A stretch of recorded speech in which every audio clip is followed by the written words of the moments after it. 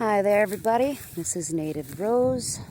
I am not doing tarot. I'm gonna just talk a bit while I'm on a walk with my dog. There's my dog, Callie. She's a good girl. I actually want to talk about.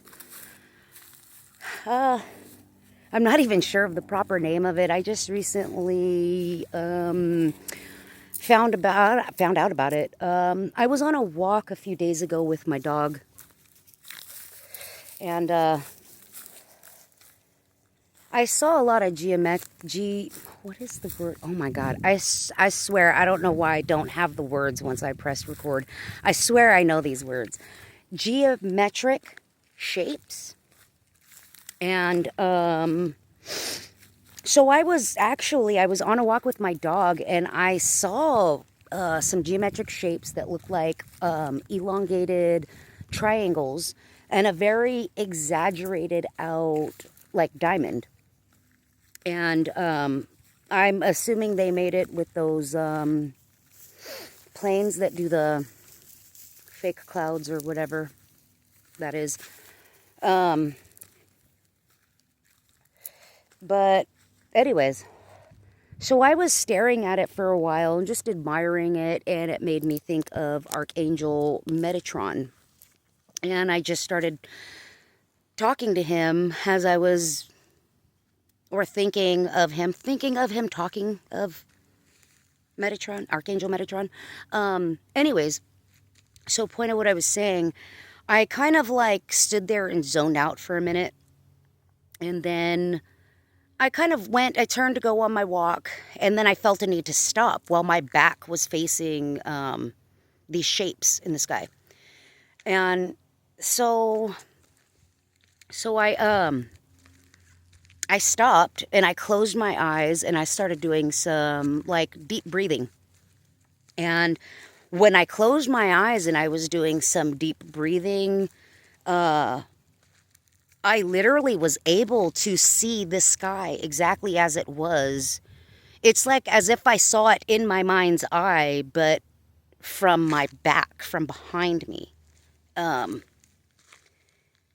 I've never heard of anyone speak of that before. So I Googled it because I was kind of like, I'm like, maybe I'm tripping. Like, maybe that's just like, maybe I have a really active imagination. It's because I want to make sure I'm looking at all possibilities, so that I feel like that's how you know how to narrow it down, what is and what isn't, honestly. But hold on.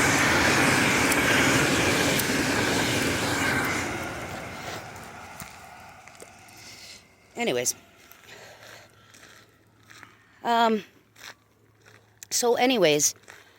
I had Googled my experience, and I was like, is this any type of in history, has this ever been spoken of? And it said yes, that there's like a second, third eye. Kind of, wouldn't that make it a fourth eye? I don't know. But anyways, so there's another third eye that we have that's behind us, like in the base of our neck or the spine or something like that. If there's anyone out there that is way more familiar with this subject, and if I am butchering it, apologies. I do not mean to. I literally just recently found out about this like a few days ago. I thought it was the coolest freaking thing. So I guess as I've been upgrading, because I'm trying to navigate through this in our 3D. I really am, because I tell you, there's things like I'll feel a bottleneck. I won't even know what the heck is bottling up. I'm just I don't even know, but I guess it's from like the upgrade as you're spiritually upgrading and stuff. I swear, when I'm not pressing record, I have way better words to explain this than how I'm explaining it now. But I just wanted to come out, and I don't even know if I'm gonna post this. But I've been noticing things like I'm not hearing words anymore. It's like I can feel a word, or I feel a phrase, and when I open my mouth to say it, like, there it is. And it's something I literally have never heard of until I have to like start researching it to see what was that. Um, so I don't know. I'm just starting to gather my spiritual community, or join my spiritual community, whether I'm going to them or they're coming to me, or it's all intermixed. I don't know. But I do tell you one thing though. There are people that have fallen off in my life. People that I didn't know for long, people that I knew for a cool minute, people that I feel like I've known for like freaking ever, you know. And people have fallen off. And I feel like that's not spoken about enough on spiritual journeys. I'm just posted in one spot because it's shade and it's really hot out there, as you could tell from my red cheeks. But the spiritual journey, it's awesome. It's so amazing, especially when you're upgrading and like spirit's navigating you through all this. It's so cool. But they don't talk about how very rough and how very lonely it can get. But I also feel like it's like that because it is a journey that we need to master ourselves. We need to fine-tune our personal spirit without the distraction. I feel like, but I do also believe that there is a part of the journey that you don't do alone anymore. And I feel like it's that limbo. I feel like it's that in between where it's like, it's there. It's like right around the corner. You're going to figure it out, but at the same time, sometimes you just want someone to hold your hand, or maybe like a freaking hug. Something. Sometimes the emotions are so intense. It feels a little too intense doing solo. But at the same time, you're going to get through it. You are, because you've already gotten through so much. I know I have. I've gotten through a lot of shit. I've survived shit that I didn't think I would. And honestly, there was a time where when people were falling off and I was questioning, like, am I overdoing it? Like, did universe really, did God really want these people out? Were they just not the right fit at the right time or anymore or whatever it could be? It could be a temporary not friends and falling off, or it could be a permanent. I don't know. But I tell you, there was one specific person that fell out of my life, and it's just growing separate ways, and there's nothing wrong with that. The other person may not understand that, but I mean it is what it is sometimes, And I actually had, this is a very intense dream that I'm going to share. And honestly, I'm not sharing it just to share it. I don't know why I feel a need to share it. 1 second. Cows, come on, baby, down from there. So after one certain friendship of long-standing had ended, I kind of was just like, I'm not even sure if I was, if it should be like this, but I'm just going to keep going with the flow. I'm just going to keep going with where life's directing me. I am a feather in the wind. You know what I'm saying? And I ended up having a dream that same night. And it was like icky as shit. I actually woke up unable to breathe. I actually grabbed my car keys, jumped up, and darted for my front door at like 3 in the frickin' morning. Because it was like three something in the morning when I woke up from the dream. But in this dream, I was standing outside of myself and I was watching myself. And I was like, I like felt something down in my personal areas, you know, and I went to go and pull out and it was like matted up hair, like a rope of hair. And I was just pulling it, like witnessing myself like extract this toxic cord that I don't even know how long it's just been setting in.